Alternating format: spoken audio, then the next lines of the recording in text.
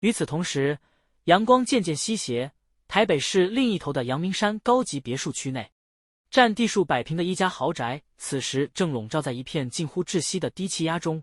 客廳裡的大理石地面上，幾張剛剛被狠狠摔碎的青花瓷茶杯碎片散落一地。你說什麼？你再給我說一遍！一聲憤怒的咆哮打破了別墅的寧靜。說話的是伊氏集團的現任董事長伊寧雪的父親伊正德。此時的他臉色鐵青，指着站在客廳中央的女兒，氣得渾身發抖。一旁的沙發上，伊寧雪的母親裴美玲也是一臉的震驚與痛心，手裡緊緊攥着手帕。伊寧雪站在那裡，那頭墨黑的直髮順着雙肩垂下，她已經摘下了墨鏡，那雙精致卻清冷的眼眸中，此時閃過一絲疲憊與倔強。我說，我和闕恆遠在今天早上已經在戶政事務所辦完離婚手續了。伊寧雪的聲音依舊平靜，但藏在西裝外套口袋裡的手卻不由自主地緊緊攥成了拳頭。糊塗啊，簡直是胡鬧！伊正德重重地拍了一下大理石桌面，震得上面的其餘擺飾一陣亂響。當初你說要跟他結婚，我和你媽雖然覺得他出身普通，不夠門當戶對，但這3年下來，恆遠是個什麼樣的孩子，難道我們看不出來嗎？就是說啊，寧雪。裴美玲也忍不住站起身，紅着眼眶走到女兒身邊，語氣裡滿是責備與焦急。恆遠這孩子個性那麼好，做事情又那麼勤勞，這3年來，他在公司幫了你多少忙？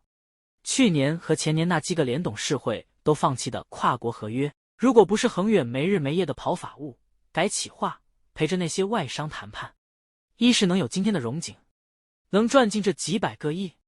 伊正德臉上的怒火更盛，在外面，他是人人稱羨的能幹女婿，在家裡，每次我和你媽身體不好，哪一次不是恆遠親自開車送我們去醫院，在那邊跑前跑後的照顧？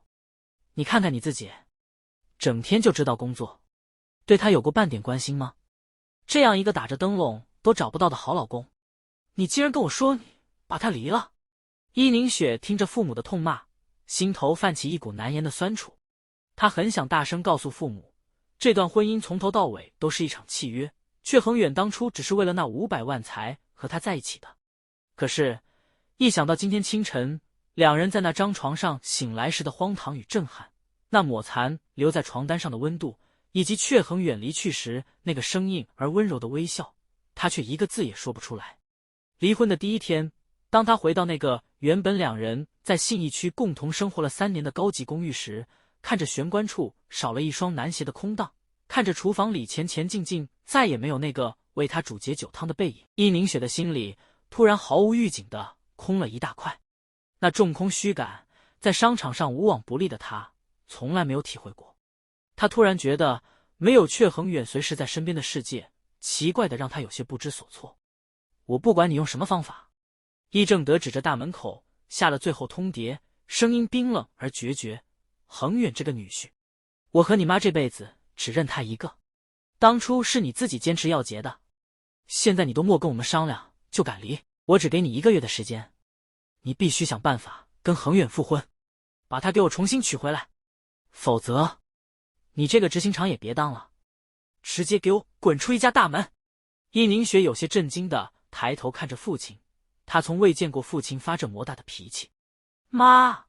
他轉向母親投去求助的眼神，然而平日裡最疼他的母親這一次卻只是轉過頭去，一邊擦着眼淚，一邊冷冷地說：這件事你爸說的對，寧雪，你這次真的太過分了，明天我會親自約恆遠出來談談，要是讓我發現是你在外面欺負人家，我絕對不會放過你。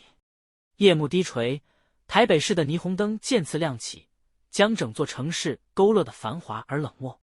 闕恆遠坐在自己臨時租下的一間萬華區小套房裡，房間很小，只有基坪大，和信義區那棟100坪豪宅簡直是天壤之別。但看着空蕩蕩的白牆，他卻覺得有一種久違的輕鬆。就在這時，放在桌上的手機突然劇烈地震動了起來，熒幕上顯示的來電名稱讓闕恆遠的心跳瞬間漏了一拍。媽！他按下接聽鍵，盡量讓自己的聲音聽起來平靜而輕快。電話那頭傳來了台中老家母親林亞芳那熟悉而溫暖的聲音，帶着一絲深夜的疲憊與關切。恆遠哦，啊，你下班了沒有？吃飽了麼？媽，我吃過了，今天比較早休息。闕恆遠輕聲說，眼眶卻有些微微發熱。啊，你會過來的那500萬，我和你爸去銀行看了，真的嚇一跳。恆遠啊，你奶來那麼多錢，是不是在台北做什麼壞事？你跟媽媽講實話，我們雖然欠債，但絕對不能做犯法的事哦。林亞芳的語氣裡滿是擔憂。闕恆遠深吸了一口氣，強壓下鼻尖的酸楚，溫柔地安慰道：媽，你放心，那都是前前進進的錢。這3年我在伊氏集團幫公司談成了好幾個大專案，這是公司給我的分紅和獎金。我們家的債務現在全部清乾淨了，你和爸以後不用再提心吊膽了。這樣哦，那就好，那就好。恆遠啊，真的辛苦你了。電話那頭，林亞芳似乎鬆了一口氣，隨後語氣變得有些扭捏和期待。啊，那個，過年快到了呢，高鐵票很難搶，你今年何時要帶寧雪一起回來？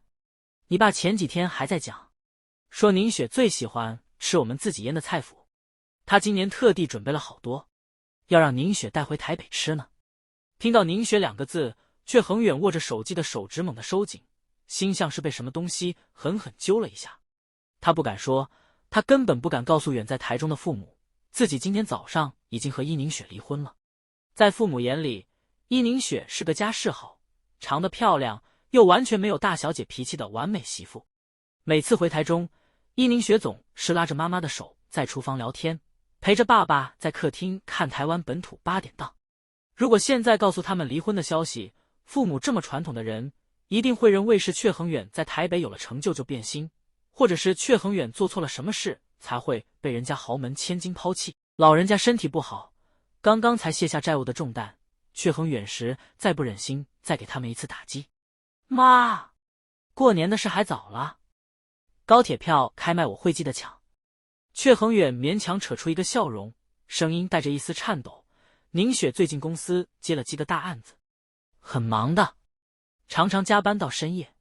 等過陣子她比較不忙了，我再跟她討論回去的時間。安娜哦，那叫寧雪不要太累呢，賺錢重要，身體也要顧啊。你們2個人在一起，要互相體諒哦。好，我知道了。媽，你和爸早點休息吧。掛斷電話的那一刻，闕恆遠整個人彷彿虛脫了一般，無力地靠在椅背上。白色的日光燈管在頭頂發出極其細微的嘶嘶聲。他看着手機熒幕，上面的日期顯示住離婚的第1頁，謊言的開端。闕恆遠閉上眼，腦海中交織住伊寧雪清晨時那抹無言的眼神，以及千木宇在電梯口那張寫滿了憤怒與刁難的臉龐。他知道，從明天早上8點開始，他在這座城市的生活會是一場全新的開始。